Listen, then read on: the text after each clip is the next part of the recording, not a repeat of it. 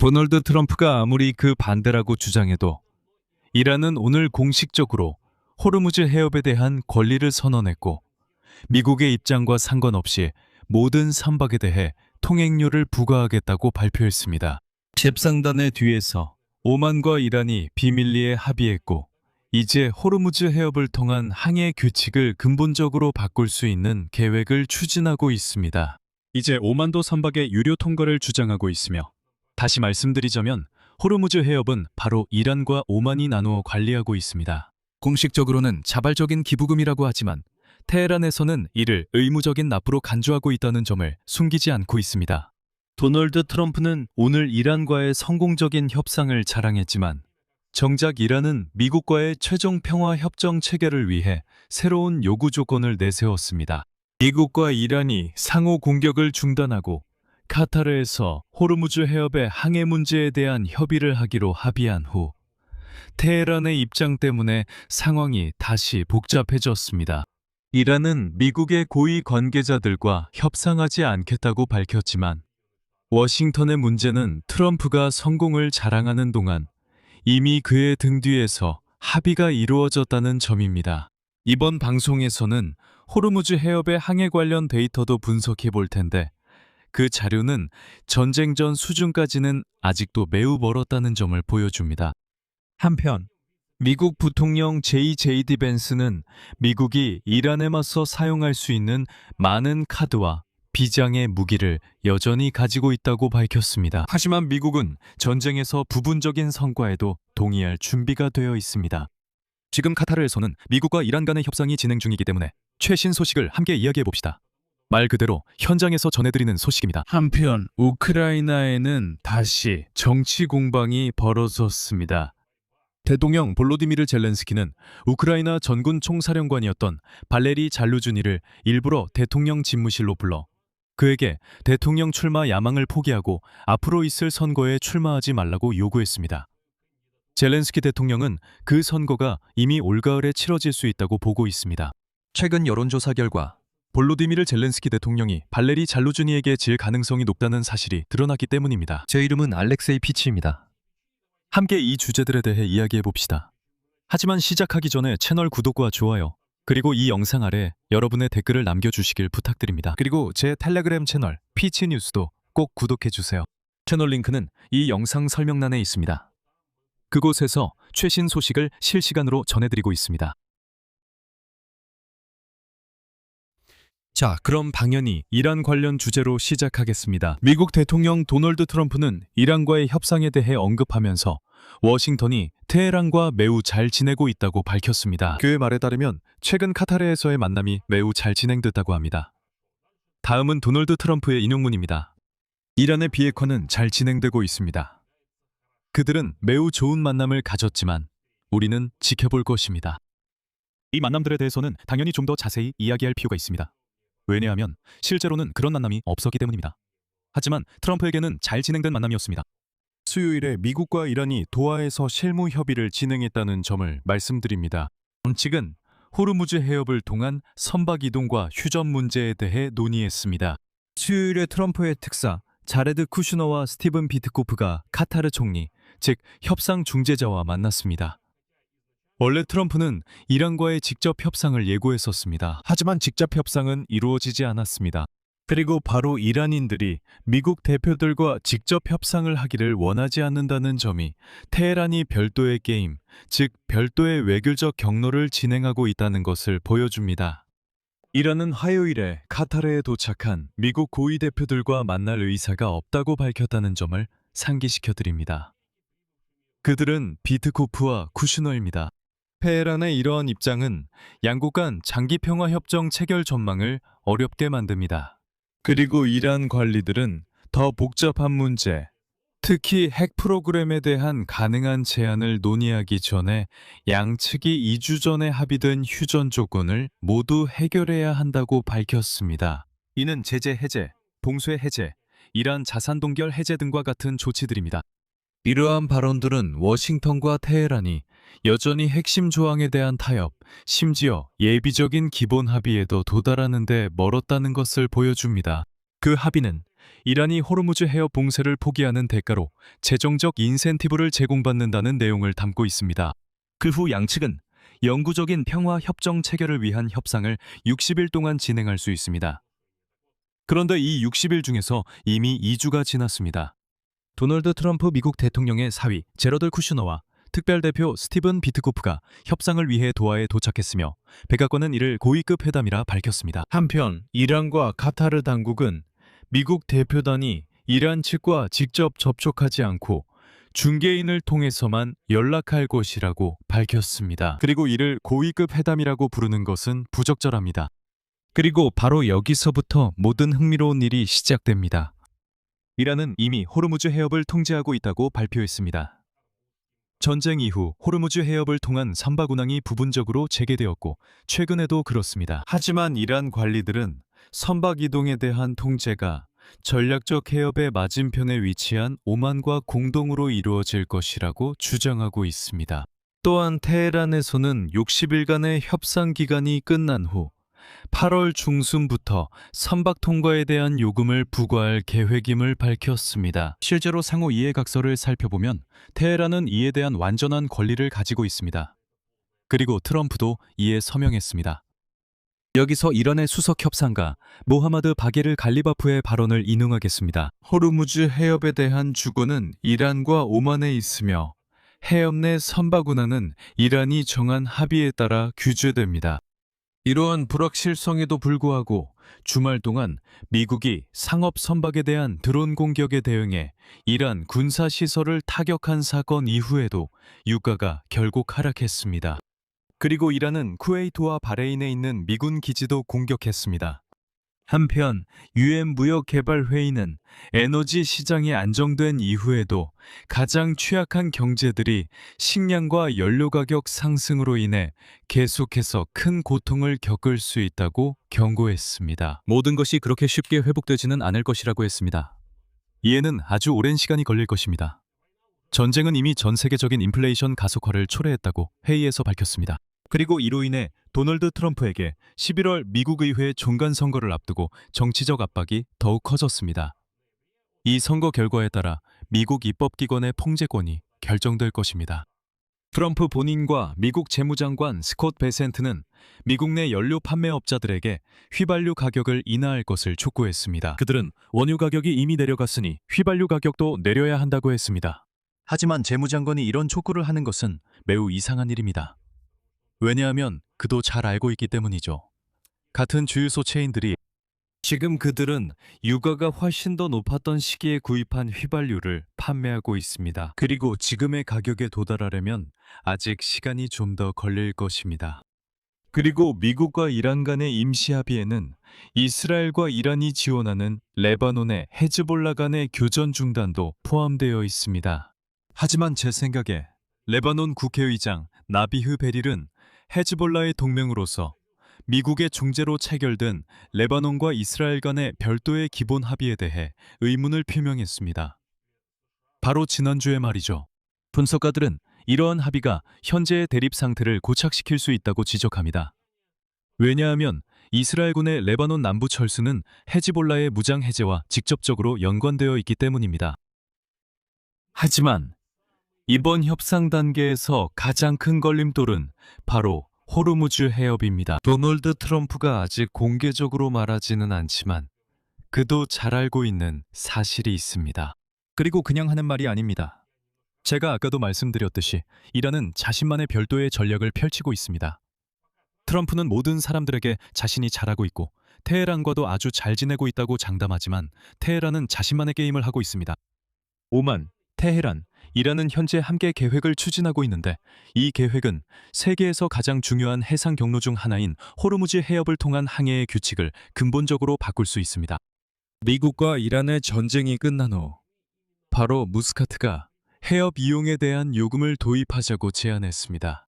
그리고 공식적으로 오만에서는 이것이 자발적인 기부라고 말하지만 테헤란에서는 이것을 의무적인 지불로 보고 있다는 사실을 숨기지 않습니다. 즉, 요금이라는 것이죠. 자발적이지만 돈을 내지 않으면 해협을 통과할 수 없습니다. 강제로 요구하지 않고 모두 자발적으로 진행됩니다. 이제 이 방식의 작동 원리를 설명하겠습니다. 오늘 알려진 바에 따르면 오만은 이미 미국과 다른 서방 동맹국들에게 호르무즈 해협 이용에 관한 새로운 메커니즘에 대한 공식 제안을 전달했습니다. 문서에 따르면 선박 운송 회사들은 이 해협에서의 항해 안전을 보장하기 위해 기여금을 납부해야 합니다. 오만 측은 이러한 지불이 자발적이며 전통적인 관세나 통과 요금이 아니라고 주장하고 있습니다. 말라카 해협과 싱가포르 해협의 모델을 본보기로 삼자는 제안이 있습니다. 이곳에서는 이미 수년 동안 정부와 민간 기업들이 이 해협에서의 항해 안전을 지원하기 위해 자발적으로 일정 금액을 특별 기금에 납부하고 있습니다. 하지만 이란 측은 이러한 합의를 다르게 해석하고 있습니다. 그리고 이란의 한 고위 관리는 이 기금 납부가 의무적이어야 하며 이란과 오만이 동등하게 나누어 가질 것이라고 밝혔습니다. 그는 여기는 공동 해협이니 돈을 걷어 반반 나누겠다고 말했습니다. 중요한 점은 미국과 이란 간의 전쟁 이전에는 호르무즈 해협이 개방되어 있었고 이는 국제적으로 중요한 해상 통로로서 선박들이 완전히 무료로 이용할 수 있었다는 것입니다. 이렇게 수십 년 동안 운영되어 왔고 그곳은 꽤 안전했던 것으로 드러났습니다. 하지만 그것은 도널드 트럼프가 이란을 공격하기로 결정하기 전의 일이었습니다. 하지만 전투가 벌어지는 동안 이란은 사실상 해협을 장악하고 선박의 이동을 차단했습니다. 이로 인해 국제 유가가 급등했고 여러분도 기억하시겠지만 배럴당 100달러를 넘었습니다. 그리고 연료 가격도 전 세계 여러 나라에서 올랐습니다. 전쟁이 끝난 후 페헤란은 해협에 대한 통제권을 경제적 도구로 활용하겠다고 여러 차례 밝혔습니다. 이란 외무장관 아바스 아라치는 이미 호르무즈 해협이 더 이상 전쟁 전처럼 선박 통행이 완전히 무료였던 상태로 돌아가지 않을 것이라고 밝혔습니다. 흔히 말하듯이 그런 시절도 있었죠. 그러다 트럼프가 등장했습니다. 하지만 워싱턴은 호르무즈 해역 통과를 돈벌이로 삼으려는 어떤 시도도 단호히 반대하고 있습니다. 하지만 미리 말씀드리자면 워싱턴의 의견이 무시될 수도 있습니다. 미국 국무장관 마르코 루비오는 미국은 그것이 관세이든 수수료이든 자발적 기부이든 이름과 상관없이 모든 형태의 지불에 반대한다고 밝혔습니다. 즉, 뭐라고 부르든 상관없지만 통과는 무료여야 한다는 입장입니다. 앞서 미국 대통령 도널드 트럼프도 선박이 호르무즈 해협을 통과할 때 통행료를 부과하는 아이디어는 받아들일 수 없다고 밝혔습니다. 그는 봄에도 오만이 이런 방침을 지지할 경우 군사적 결과가 있을 것이라고까지 위협한 바 있습니다. 그럼에도 불구하고 미국 협상가들은 마스카트와의 협의를 계속하고 있으며 타협점을 찾기를 기대하고 있습니다. 즉, 이제는 거부하지 않습니다. 이제 이란만 원하는 게 아닙니다. 오만도 이것을 요구하고 있으니 우리도 한번 합의해봅시다 라고 말하고 있습니다. 혹시 이해하지 못하셨을까봐 제가 이 생각을 다시 한번 강조하겠습니다. 이란은 지금 마스카트와 합의했고 오만에게 이 모든 굳은 일을 떠넘겼습니다. 즉, 이란이 이 아이디어를 적극 추진하는 게 아니라 이제 오만의 아이디어가 됐으니 협상을 해야 한다는 것입니다. 그리고 오만 외무장관 바다르 알 불베크는 자국이 바로 그 통과 요금을 도입하자고 제안하는 것이 아니라고 강조합니다. 왜냐하면 이것은 국제법에 위배되기 때문입니다. 즉, 오만인들은 이렇게 말하는 겁니다. 들어보세요. 어떤 의무적인 지불도 없습니다. 대신 그의 말에 따르면 여기서 말하는 것은 해상 안전 보장, 사고 처리, 그리고 환경 보호 서비스를 위한 자금 지원에 관한 것입니다. 전쟁 전에는 모든 것이 잘 돌아갔고 다 괜찮았다는 말을 반복하지 않겠습니다. 이제는 이 모든 것에 돈이 필요하다고 하네요. 그러니까 알부사이디는 해협을 안전하게 유지하는데 상당한 비용이 든다고 언급했습니다. 하지만 여기서 중요한 점은 호르무즈 해협에서 유일한 위협은 이란이라는 것입니다. 그리고 바로 그 이란이 오만과 함께 선박을 이란의 위협으로부터 보호하기 위해 자금을 모으겠다는 것입니다. 말이 안 되죠? 당연히 그렇습니다. 하지만 바로 이런 방식을 지금 두 나라가 추진하고 있습니다. 유럽 외교관들은 새로운 지불 방식 자체가 마음에 들지 않는다고 인정하지만 현재 가장 중요한 과제는 가능한 메커니즘이 국제법에 위배되지 않도록 만드는 것이라고 말합니다. 국제해사기구 사무총장 아르세니오 도밍게스는 오늘 어떤 의무적인 수수료도 불법이 될 것이라고 밝혔습니다. 동시에 그는 말라카 해역과 유사하게 운영된다면 자발적인 기금 설립은 가능하다고 언급했습니다. 즉, 유럽 전체적으로는 선박이 호르무즈 해협을 통과할 때 요금을 부과하는 것에 반대하지 않지만 그것이 마치 강제징수처럼 보이지 않도록 어떻게 명명할지 방안을 찾고 있는 것입니다. 그리고 만약 그 방법을 생각해낸다면 사실 이미 생각해냈지만 미국인들은 아마도 이에 대응하지 못할 것입니다. 그리고 이런 맥락에서 사우디아라비아 외무장관인 파이살 빈 파르한 왕자가 이 상황 전체에 대해 정말 천재적인 평가를 내렸습니다. 다음은 그의 인용문입니다. 왜 전쟁이 일어났다는 이유만으로 우리가 호르무즈 해협에서 새로운 규칙에 동의해야 합니까? 하지만 도널드 트럼프는 이 질문에 대한 답이 없습니다. 이제 가장 중요한 부분입니다. 마스카트에서는 이미 트럼프의 특사인 비트코프와 쿠시너가 카타르에서 뭔가 협상을 하고 있는 동안 앞으로 며칠 안에 이란과 오만은 호르무즈 해협의 향후 항해 체제에 대한 공식 협상을 시작할 계획입니다. 바로 이 주제가 미국과 이란이 기본 평화 협정을 체결한 이후 협상에서 핵심적인 사안 중 하나로 남아 있습니다. 그리고 만약 양측이 새로운 자금 조달 메커니즘에 합의한다면 이것은 지난 수십 년간 호르무즈 해협 이용 규정에서 가장 중요한 변화가 될 수 있으며 세계 무역에 상당한 영향을 미칠 수 있습니다. 왜냐하면 이 경로를 통해 전 세계 석유 수출의 약 20%와 상당한 양의 액화 천연가스가 운송되기 때문입니다. 참고로 머린 트래픽 서비스에 따르면 호르무즈 해협의 선박 통행이 점차 증가하고 있습니다. 어제는 34건의 통과가 기록되었지만 이는 여전히 전쟁 전 1일 평균 약 100건에 비해 한참 못 미치는 수치입니다. 선박 통행이 늘고 있지만 보안 문제는 여전하며 오만과 이란이 사실상 이런 위험의 보험자 역할을 할 예정입니다. 발표되었습니다. 죄송합니다. 통합해양정보센터는 화요일 저녁에 다음과 같이 밝혔습니다. 인용하자면 호르무즈 해협의 해상 보안 위협 수준이 중요로 상향 조정되었으며 추가적인 기를 위험이 존재하고 계속해서 기를 제거 작업이 진행 중입니다. 상선들은 남쪽 오마를 이란 회랑뿐만 아니라 이란이 통제하는 북쪽 항로를 통해서도 해협을 통과하고 있습니다. 그리고 재미있는 점은 도널드 트럼프가 6월 17일에 서명한 상호 이해 각서에 따르면 미국은 7월 19일까지 이란 항구에 대한 해상 봉쇄를 완전히 해제할 시간이 있습니다. 그리고 이란은 같은 기간 동안 전쟁 전 수준으로 화물 흐름을 회복하기 위해 모든 노력을 기울일 것으로 예상됩니다. 하지만 분명히 명시되어 있듯이 이것이 보장되는 것은 아닙니다. 즉, 미국은 모든 봉쇄를 해제해야 하고 이란은 자신들의 봉쇄도 해제하기 위해 노력할 것입니다. 그리고 탱커 트래커스 분석에 따르면 미국이 2주 전에 공식적으로 봉쇄를 해제한 이후 이란은 이미 약 5천만 배럴을 수출했습니다. 원유입니다. 반면에 페르시아만의 다른 국가들은 자체 수출을 조직하는데 어려움을 겪고 있습니다. 지금 페르시아만이 탱커들로 가득 차서 이들이 호르무즈 해협을 빠져나가지 못하기 때문입니다. 오늘은 거기서 또 거대한 유조선이 좌초되어 해협의 일부를 막아버렸습니다. 그리고 여기 도널드 트럼프가 빠진 주요 함정이 있습니다.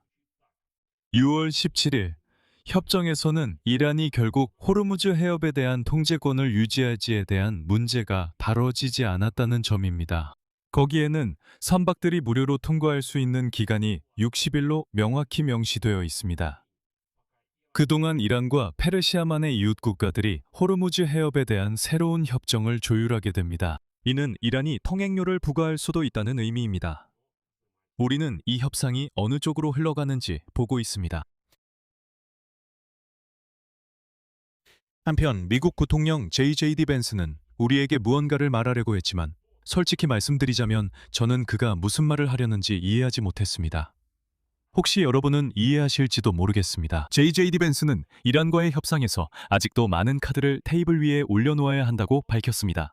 벤스가 언급한 대로 테헤란이 올바르게 대응한다면 모두가 뒤돌아보며 모든 것이 백지 상태에서 시작되었다고 말할 것이라고 했습니다. 반대로 이란이 잘못된 행동을 한다면 벤스는 미국이 결과가 미국에 유리하도록 보장할 수 있는 많은 압박 지점들을 여전히 가지고 있다고 밝혔습니다. 계속해서 JJD 벤스의 전체 인용문을 말씀드리겠습니다. 모두가 모든 것이 끝났다고 말하고 싶어 합니다. 혹은 민주당원들, 그리고 솔직히 말해서 일부 공화당원들조차도 이렇게 말합니다. 이것은 도널드 트럼프가 물러섰다는 것을 보여준다. 또 어떤 사람들은 모든 게 끝났다고 하고 이란인들은 여러 말을 합니다. 저는 지금 사람들이 하는 모든 말에 매우 회의적일 것입니다. 하지만 좋은 소식은 우리가 행정부를 가지고 있고 미국 대통령 도널드 트럼프가 미국 국민에게 이익이 될 방법을 끊임없이 모색하고 있다는 점입니다. 저는 결국 우리가 이 순간을 돌아보며 우리는 좋은 결과에 도달했다고 확신하게 될 것이라고 굳게 믿습니다. 이것은 협상 분야뿐만 아니라 다른 분야에서도 많은 노력이 필요할 것입니다. 자, 여러분. 만약 여러분이 도널드 트럼프가 이란 문제에 대해 어떤 카드를 아직 가지고 있고 언제 그 카드를 꺼낼지 JJD 벤스의 이 발언을 바탕으로 이해하셨다면 댓글로 남겨주세요. 저는 벤스의 이 발언을 여러 번 들어도 그가 무엇을 말하려는지 끝내 이해하지 못했습니다. 그는 우리에게 정말 대단한 대통령이 있다고 말합니다. 주목할 점은 그 대통령이 미국 국민에게 어떻게 이익을 줄 수 있을지 끊임없이 고민한다는 것입니다. 고민하고 있다는 거죠. 그러니까 처음부터 아무런 전략이 없었다는 말이죠. 전쟁을 시작할 때 그는 자신이 무엇에 휘말리는지 이해하고 있었던 건가요? 아니면 이제 와서야 앞으로 어떻게 해야 할지 고민하고 있는 건가요? 그는 카드가 있고 우리는 쓴다고 말합니다. 무슨 카드인가요? 어떤 카드요? 어디에 있나요? 카드가 있었다면 썼겠지만 없는 것 같네요. 그리고 우리는 이란이 엄청난, 죄송합니다, 혜택과 여러 가지 특혜를 받고 있는 반면 도널드 트럼프는 미국 국민에게 어떻게 이익을 줄 수 있을지 고민하고 있다는 것을 보고 있습니다. 이건 전쟁이 시작되고 얼마나 지난 시점의 협상 단계 이야기냐면 2달도 훨씬 지난 뒤의 일입니다. 그리고 오늘 7월 1일을 정리하면서 저는 순수하게 우크라이나 정치 뉴스에 대해 그냥 넘어갈 수 없습니다. 우크라이나 전군 총사령관이자 현재 영국 주재 우크라이나 대사인 발레리 잘루즈니는 6월 키이우에서 볼로디미르 젤렌스키와의 회동 중 우크라이나 대통령 선거에 출마할 의사를 밝혔습니다. 또한 볼로디미르 젤렌스키는 그에게 그 생각을 말리려 했다고 우크라이나 프라브다의 소식통이 전했습니다. 우크라이나 프라브다 소식통에 따르면 볼로디미르 젤렌스키는 잘루즈니에게 전선 상황이 유리하게 전개되고 있고 사회도 충분히 단결되어 있어 이미 올가을에 선거를 치를 수 있는 기회의 창이 열렸다고 말했습니다. 이와 함께 볼로디미르 젤렌스키 대통령은 가장 중요한 과제가 내부 분열을 막는 것이라고 강조했으며 그의 생각에는 이것이 가능하다고 했습니다. 이는 전 총사령관 잘루즈니와의 대립 시 내부 분열이 생길 수 있다는 뜻입니다. 즉, 우크라이나인들에게는 볼로디미르 젤렌스키라는 단 한 명의 강력한 후보만이고 나머지는 눈속임과 선거의 정당성을 부여하기 위한 몇몇 들러리 후보들만 있을 것이라는 의미입니다. 그리고 우크라인스카야 프라브다의 소식통에 따르면 볼로디미르 젤렌스키가 잘루즈니에게 직접 대통령 선거에 출마할 것인지 물었다고 합니다. 그리고 그는 이렇게 대답했습니다. 인용하자면, 네, 출마하겠습니다. 잘루즈니 장군은 정치 경력을 추구하지는 않지만 자신에게 희망을 거는 우크라이나 국민들을 외면할 수 없다고 덧붙였습니다. 바로 여기서 모든 흥미로운 일이 시작됐습니다. 잘루즈니에게 압력이 가해지기 시작했습니다. 젤렌스키와의 만남 후 잘루즈니는 우크라이나 국가안보 국방위원회 비서 루스템 우메로프와 의회, 국민의 종 원내대표 다비드 아라하미아를 만났습니다. 소식통에 따르면 그들 역시 잘루즈니에게 선거에 참여하지 말라고 설득하려 했으며 지나치게 갈등적인 선거운동으로 인해 사회가 분열될 위험이 있다고 경고했습니다. 하지만 잘루즈니는 자신의 입장을 바꾸지 않았고 작별 인사로 그들은 그에게 한 번 더 신중하게 생각해달라고 요청했습니다. 우크라이나 프라우다 소식통에 따르면 잘루즈니가 대선에 불참하면 젤렌스키는 총리직 등 어떤 국가직도 제안할 생각이었다고 합니다. 그는 정말 어떤 자리든 가져가세요. 선거만 포기해주세요 라고 말했습니다. 하지만 잘루주니는 이 생각을 포기하지 않았습니다. 그런데 왜 우크라이나 대통령실에서 이렇게까지 당황하고 왜 그들이 잘루즈니에게 선거에 출마하지 말라고 설득하기 시작했을까요? 사실 5월과 6월에 키예프 국제 사회학 연구소가 실시한 사회학적 조사에 따르면 잘루즈니를 신뢰하는 우크라이나인은 73%입니다. 신성한 숫자 같지 않나요? 반면 젤렌스키는 겨우 61%에 불과합니다. 하지만 이건 시작에 불과하죠. 동시에 우크라이나 프라부다는 대통령실의 의뢰로 한 우크라이나 사회학 기관이 실시한 비공개 사회학 조사 결과를 인용하고 있습니다. 조사 결과에 따르면 만약 다음 주에 선거가 치러진다면 이미 선택을 결정한 우크라이나인들 중 약 33%만이 젤렌스키에게 투표할 준비가 되어 있다고 합니다. 선거가 치러질 경우 2위는 잘루즈니로 그는 22%의 지지를 받고 있습니다. 그리고 3위는 전직 수장입니다. 국방부 정보총국의 전 수장이자 현 대통령실장인 키릴 부다노프는 14%의 지지를 받고 있습니다. 하지만 여론조사에 따르면 대통령 선거 2차 투표에서는 젤렌스키에게 문제가 생기기 시작할 것입니다. 잘루즈니와 맞붙을 경우 현직 대통령 젤렌스키는 32%의 득표로 패배할 것이며 반면 장군은 37%를 얻을 것입니다. 부다노브와 2차 투표에 진출할 경우 여론조사는 젤렌스키의 승리를 보여주지만 이는 통계적 오차 범위 내에 있습니다. 젤렌스키가 34%, 부다노브가 32%입니다. 즉, 두 장군 중 누가 젤렌스키와 함께 2차 투표에 진출하더라도 현직 대통령의 승리를 보장할 수 없습니다. 이와 함께 부다노브는 젤렌스키를 위해 정치적 전망을 포기할 준비가 되어 있지만 이는 잘루즈니도 같은 선택을 할 경우에만 해당된다고 밝혔습니다. 하지만 잘루즈니는 아직 준비가 안 된 듯합니다. 여기서 말을 줄이겠습니다. 여러분의 의견과 결론을 이 영상 아래 댓글로 남겨주세요.